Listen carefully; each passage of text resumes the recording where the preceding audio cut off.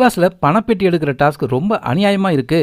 பெண்கள் எப்படி போட்டி போட முடியும்னு எல்லாரும் பேசினது பிக் பாஸ் டீம் காதுல விழுந்துருச்சு போல. ஆனாலும் அதே 45 மீட்டர் தூரத்தை 25 செகண்ட்ல பெட்டி எடுத்துக்கிட்டு வரணும்னு பெண்களுக்கு மட்டும் தனியா ஒரு டாஸ்க் வைக்கிறாரு. ஜாக்லினும் பவித்ராவும் போட்டி போடுறாங்க.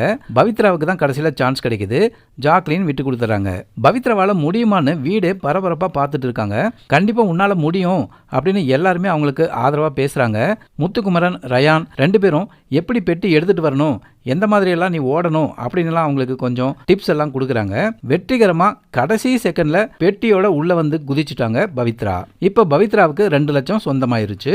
என்னால மறுபடி பெட்டி எடுத்துட்டு உள்ள வர முடியாட்டி நான் வெளியில போனாலும் பரவாயில்ல, ஆனா இதை விளையாடியே ஆவேன் அப்படின்னு பிடிவாதமா விளையாடின பவித்ரா இந்த டாஸ்கை வெற்றிகரமா முடிச்சிட்டாங்க.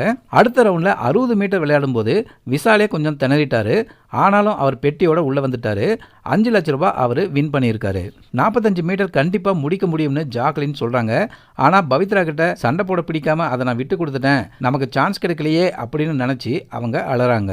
இவங்களால இந்த டாஸ்க்ல கலந்துக்க முடியல, ஆனா நம்ம போயே ஆகணும் அப்படிங்கிற அந்த பிரஷர்ல தான் ஜாக்லின் நான் போறேன்னு அடுத்த டாஸ்க் விளையாட போறாங்க. ஆனா அவங்களால அந்த பெட்டியை எடுத்துக்கிட்டு குறிப்பிட்ட நேரத்துக்குள்ள அந்த வீட்டுக்குள்ள வர முடியல. சௌந்தர்யா பாதிலேயே திரும்பி வந்த மாதிரி ஜாக்லின் வந்திருந்தா அவங்க இன்னும் 2 நாள் இந்த கேம்ல இருந்திருப்பாங்க.